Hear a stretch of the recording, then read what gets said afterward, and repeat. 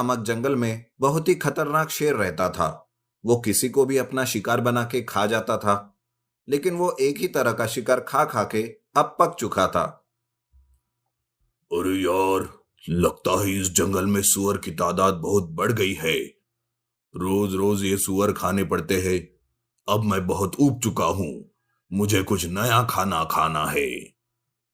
इतने में वहां पर कट्टो नाम की लोमड़ी शेर के पास आती है और कहती है, अरे महाराज, बड़े परेशान लग रहे हो। क्या बात है, आज कोई खाना नहीं मिला? नहीं कट्टो, वो मैं एक ही तरह का खाना खा खा के पक गया हूँ। मुझे अब कुछ नया चाहिए। महाराज, क्या खाना है आपको ऐसा? बहुत दिन हो गए हैं, हिरन नहीं खाया। खाने में बहुत ही नर्म लगता है। आहा, मजा आ जाएगा अगर मिल जाए तो। जरूर महाराज, मिल जाएगा। और मुझे पता है वो कहाँ मिलेगा। जल्दी बताओ, मेरे मुंह में तो अभी से पानी आ गया है। महाराज, हमारा जंगल हरा भरा है, तो पास वाले जंगल से एक हिरन रोज घास खाने आ जाता है, फिर वापस चला जाता है। अभी आपको मिल सकता है अगर आप जल्दी चलो। चलो चलो, जल्दी चलो।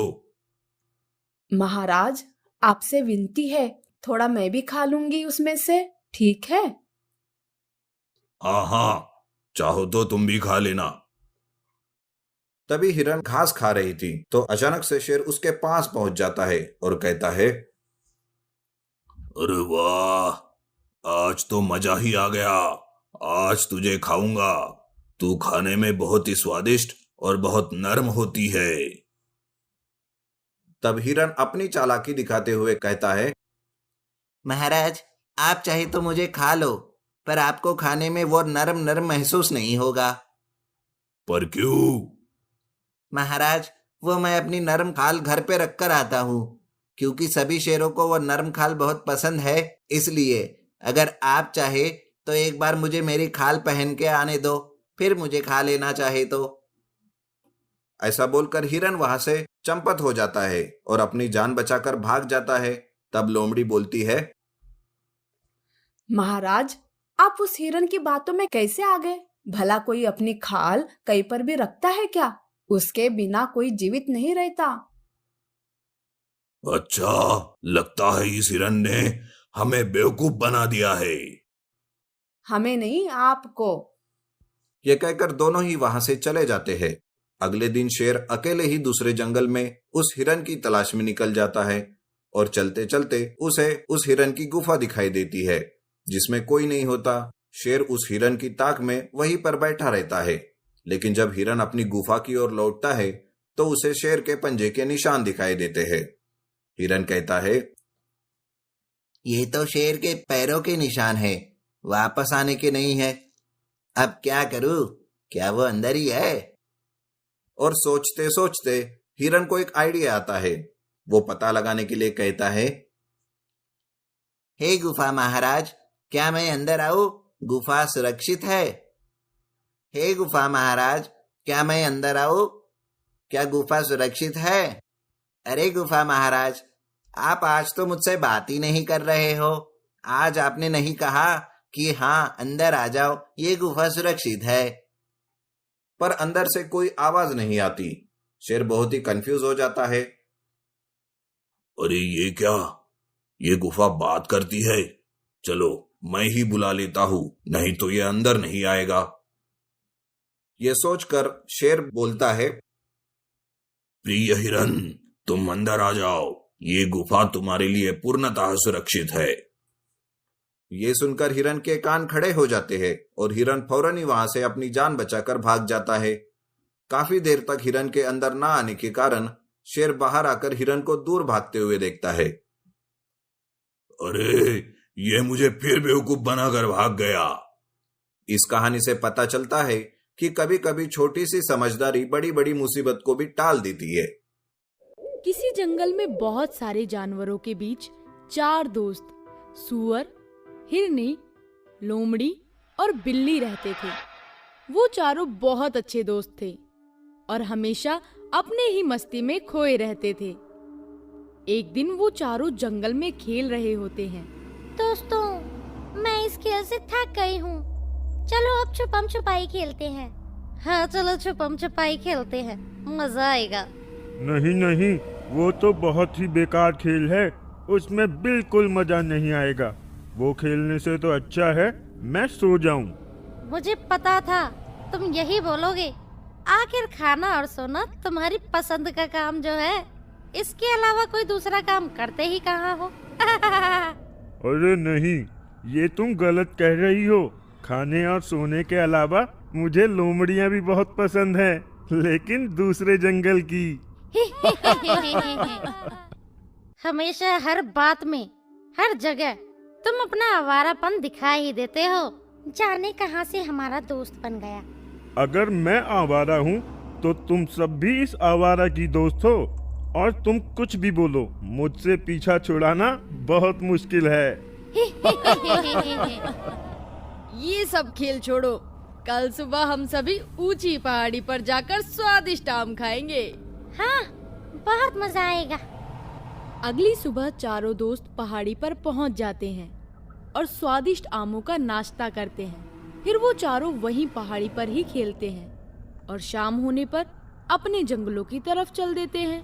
जैसे ही वो चारों जंगल में वापस आते हैं, कुछ दूर चलने पर उन्हें जंगल में हर तरफ केले के छिलके बिखरे हुए नजर आते हैं। ये देखकर वो समझ जाते हैं कि ये सब सियार का काम है।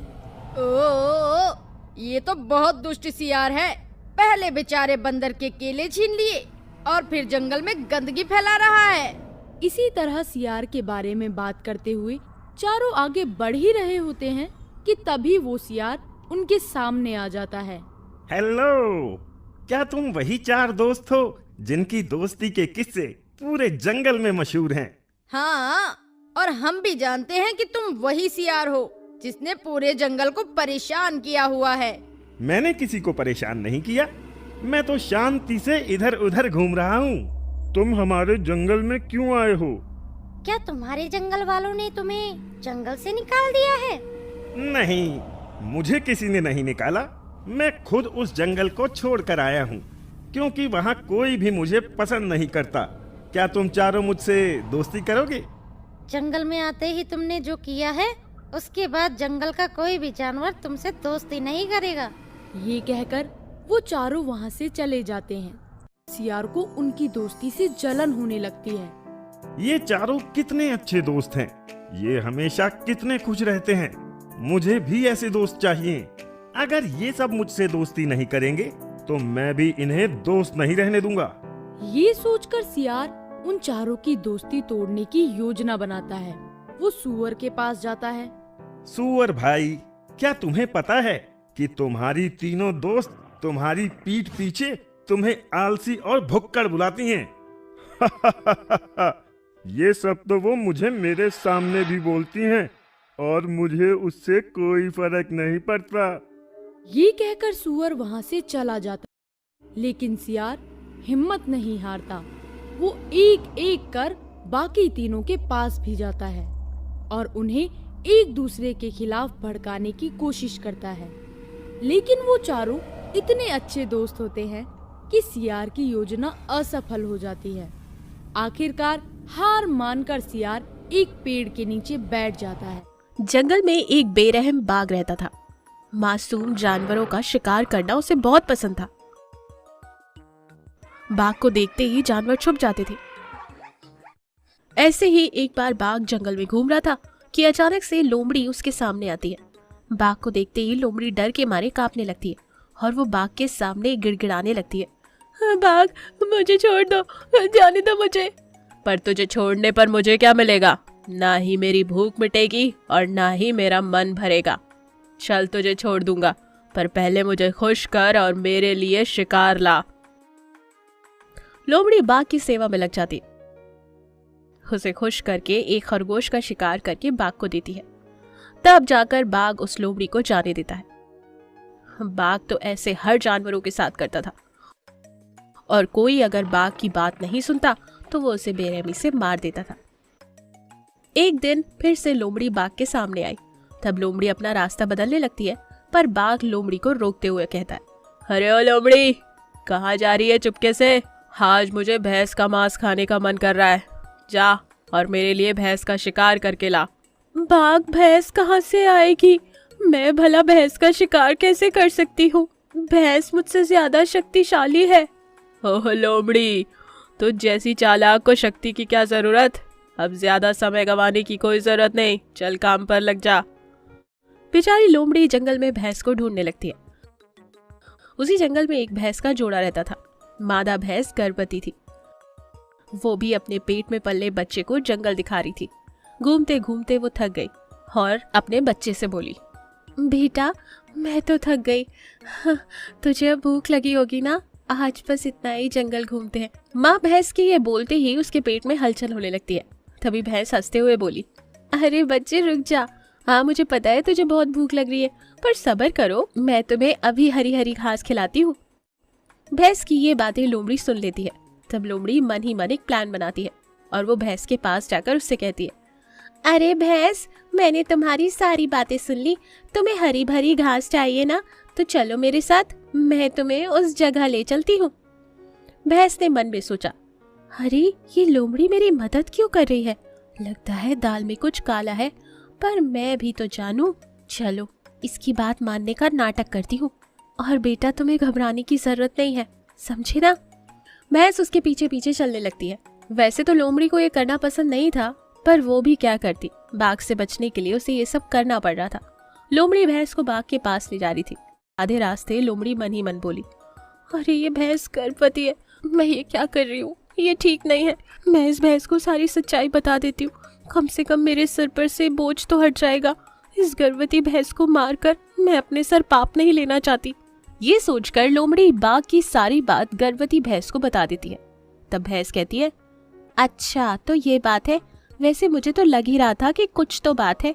क्या करूं बहन, मैं मजबूर थी बहन, पर अब चाहे वो बाघ मुझे मार ही क्यों ना दे, तुम्हें कुछ नहीं होने दूंगी, तुम यहाँ से भाग जाओ।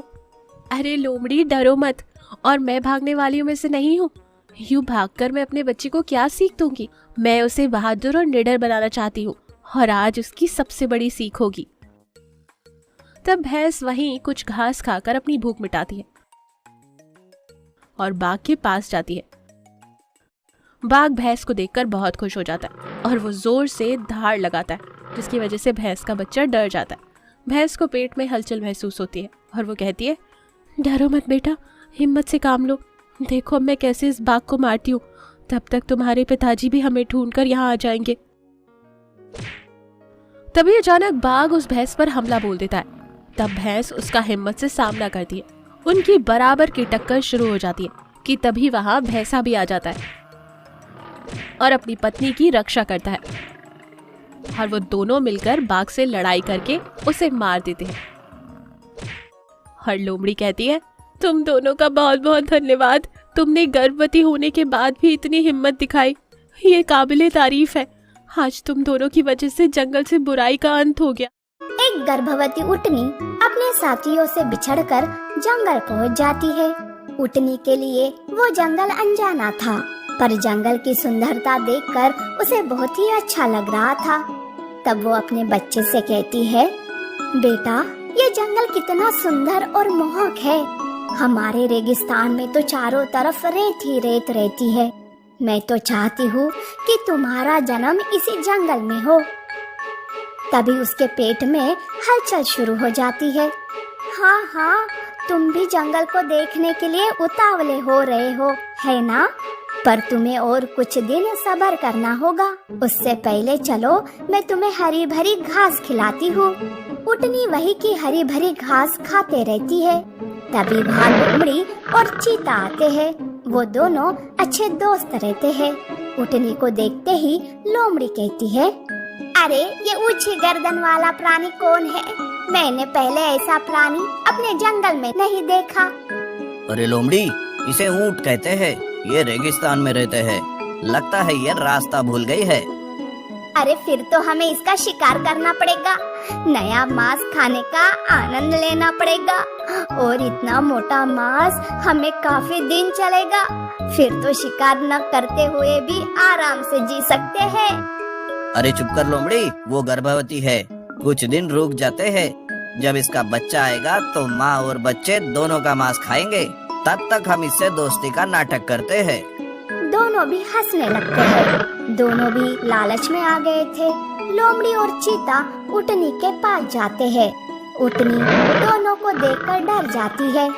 तब लोमड़ी कहती है, अरे रे, डरो मत उटनी, हम तो तुमसे दोस्ती करने आए हैं। तुम हमारे जंगल में मेहमान हो ना। और तुम तो गर्भवती हो, इसलिए हम तुम्हें पूरी मदद करेंगे। घबराओ मत, हम तुम्हारा अच्छे से ख्याल रखेंगे। मैं तो पल भर के लिए डर ही गई थी, पर तुम दोनों कितने अच्छे हो। मुझ जैसे अनजान को अपना दोस्त बनाया, ये मेरे लिए बहुत है। उटनी लोमड़ी और चीता के साथ रहने लगती है। वो दोनों भी उटनी के साथ अच्छे से बर्ताव करते और उसका ख्याल रखते। उटनी को उन दोनों पर जरा सा भी शक नहीं होता है। ऐसे ही दिन बीतने लगते हैं। उटनी दिन भर खाती पीती अपने पेट में पलने वाले बच्चे से बातें करती रहती थी। ये सब देखकर अब लोमड़ी को रहा नहीं जा रहा था। ऐसे में एक दिन लोमड़ी चीता से कहती है, अरे चीते, जितना इंतजार ये उटनी अपने बच्चे का नहीं कर रही होगी, उतना मैं कर रही हूँ। पता नहीं कब इस उटनी का बच्चा बाहर आएगा। अरे लोमड़ी, कहते हैं ना सब्र का फल मीठा होता है। तब तक हमें अपना ये नाटक ऐसे ही चलाना होगा। जैसे ही बच्चा बाहर आएगा, उस दिन उन दोनों का आखिरी दिन होगा। पर तभी वहाँ उटनी आती है। वो सारी बातें चुपके से सुन लेती है। ये सब सुनकर उसे तो सदमा ही लग जाता है। बाप रे, इतना बड़ा धोखा। अच्छा हुआ जो मुझे सही समय पर इसका पता चल गया। बच्चे, मैं तुम्हें इन धोखेबाजों के हाथों से मरने नहीं दूंगी। चलो, हम अभी ये जंगल छोड़कर चले जाते हैं। उटनी किसी को कुछ बताए वहाँ से भागने लगती है, पर लोमड़ी और चीता उटनी को भागते हुए देख लेते हैं। उन दोनों को समझ आता है कि उटनी को उनकी सच्चाई पता चल गई है। तब वो दोनों भी उसका पीछा करने लगते हैं। भागते भागते लोमड़ी कहती है, अरे उटनी, कहाँ भाग रही हो? कितना भी भाग लो, पर अब तू हमसे बच नहीं पाओगी। उटनी को भागते भागते प्रसव पीड़ा शुरू हो जाती है। उसमें अब भागने की शक्ति नहीं रहती। वो एक जगह पर रुक जाती है। हे भगवान, अब तू ही हम दोनों को बचा सकता है। भगवान, हमारी मदद करो। उटनी उसी वक्त एक प्यारे से बच्चे को जन्म देती है। लोमड़ी और चीता पास आकर उस पर हंसने लगते हैं। तब उटनी दोनों के सामने अपने बच्चे के जान की भीख मांगने लगती है। लोमड़ी, चीता, मेरे बच्चे को छोड़ दो, चाहे तो मेरी जान ले लो, पर इसे छोड़ दो। बेचारे ने तो ठीक से आंखें भी नहीं खोली है अभी तक। उटनी दोनों के सामने गिड़गिड़ाने लगती है, पर उन दोनों के निर्दयी दिल में दया जाग नहीं उठी। वो दोनों पहले बच्चे पर हमला करने जाते हैं, पर तभी वहाँ जंगल का राजा शेर आता है। बीच में आकर वो दोनों से कहता है, मैंने तुम दोनों को उटनी के पीछे भागते देखा, तभी मुझे तुम दोनों पर शक आया। तुम दोनों तो किसी के भरोसे के लायक ही नहीं हो। अब तुम दोनों को मैं नहीं छोड़ूंगा। शेर दोनों के साथ लड़ाई करता है। वो दोनों घायल होकर वहाँ से भाग जाते हैं।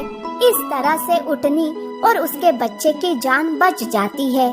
उटनी शेर का धन्यवाद करते हुए कहती है, आपका जितना भी धन्यवाद करूं उतना कम है। आपकी वजह से मेरे मासूम बच्चे की जान बच गई। आप तो मेरे लिए भगवान हो, भगवान। बहुत दिनों पुरानी बात है। एक जंगल में एक लोमड़ी रहती थी। वो इतनी चालाक थी कि अपने शिकार और भोजन के लिए पहले तो वो जानवरों से दोस्ती करती और फिर मौका पाते ही उन्हें मारकर दावत उड़ाती। उस लोमड़ी की इसी आदत की वजह से उससे सभी दूर रहते थे। एक दिन उसे कहीं भोजन नहीं मिला तो वो दूर तक शिकार की तलाश में निकल पड़ी।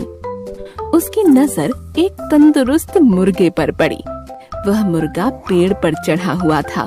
वह लोमड़ी मुर्गे को देखकर सोचने लगी, कितना बड़ा और तंदुरुस्त मुर्गा है।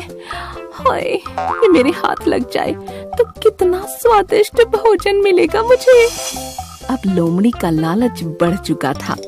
वो रोज उस मुर्गे को देखती और मौके का इंतजार करती, लेकिन वो मुर्गा पेड़ पर ही चढ़ा रहता और लोमड़ी के हाथ नहीं आता। बहुत सोचने के बाद लोमड़ी सोचने लगी, ये मुर्गा ऐसे हाथ नहीं आएगा, कुछ तरकीब सोचनी होगी। इसलिए उसने छल और चालाकी करने की सोची। वो मुर्गे के पास गई और कहने लगी, प्यारे मुर्गे भाई, क्या तुम्हें ये बात पता चली कि एक खुशखबरी मिली है सबको जंगल में? मुर्गे ने पूछा। खुशखबरी? कैसी खुशखबरी? लोमड़ी बोली, आकाशवाणी हुई है और खुद भगवान ने कहा है, अब से इस जंगल के सारे लड़ाई झगड़े खत्म होंगे। अब से कोई जानवर किसी दूसरे जानवर को नुकसान नहीं पहुंचाएगा और ना ही मार कर खाएगा। सब मिलजुल कर हंसी खुशी रहेंगे, एक दूसरे की सहायता करेंगे, कोई किसी पर हमला नहीं करेगा। मुर्गा होशियार था। वो समझ गया कि हो ना हो ये लोमड़ी झूठ बोल रही है, इसलिए मुर्गे ने उसकी बातों पर ज्यादा ध्यान नहीं दिया और कहा, अच्छी बात है, पर मैं इसमें क्या कर सकता हूँ? लोमड़ी मुर्गे की ऐसी ठंडी प्रतिक्रिया देख फिर बोली, मेरे भाई, इसी बात पर नीचे तो आओ ना नीचे, हम गले लगकर एक दूसरे को बधाई दें और साथ में खुशियाँ बांटें। मुर्गा अब लोमड़ी की चालाकी समझ चुका था, इसलिए वो मुस्कुराते हुए बोला, ठीक है, लेकिन मेरी लोमड़ी बहना, तुम पहले अपने उन दोस्तों से तो गले मिलकर बधाई ले लो जो इसी तरफ खुशी से दौड़े चले आ रहे हैं। मुझे पेड़ से दिख रहे हैं वो। लोमड़ी ने हैरान होकर पूछा, मुर्गे भाई, मेरे कौन से दोस्त? मुर्गे ने कहा, अरे बहन, वो शिकारी कुत्ते, वो भी हमारे दोस्त है ना, वो भी शायद तुम्हें बधाई देने के लिए ही इस ओर आ रहे हैं। शिकारी कुत्तों का नाम सुनते ही लोमड़ी थर थर कांपने लगी। वो बुरी तरह डर गई, क्योंकि उसे लगा कि अब अगर वो थोड़ी देर भी यहाँ रुकी तो ये मुर्गा भले ही उसका शिकार बने या ना बने, लेकिन वो खुद इन शिकारी कुत्तों का शिकार जरूर बन जाएगी। इसलिए उसने अपनी जान बचाना ही भला समझा और वहाँ से भाग गई। भागती हुई लोमड़ी को मुर्गे ने हंसते हुए कहा, अरे बहन, कहाँ भाग रही हो? अब तो हम सब दोस्त हैं, तो डर किस बात का? थोड़ी देर रुको। लोमड़ी बोली, भाई दोस्त तो हैं, लेकिन शायद शिकारी कुत्तों को अब तक ये खबर नहीं मिली। और ये कहते हुए लोमड़ी वहाँ से जंगल में गायब हो गई। इस कहानी से हमें यह समझ आता है कि धूर्त और चालाक लोगों से हमेशा सतर्क व सावधान रहना चाहिए और चतुराई से काम लेना चाहिए।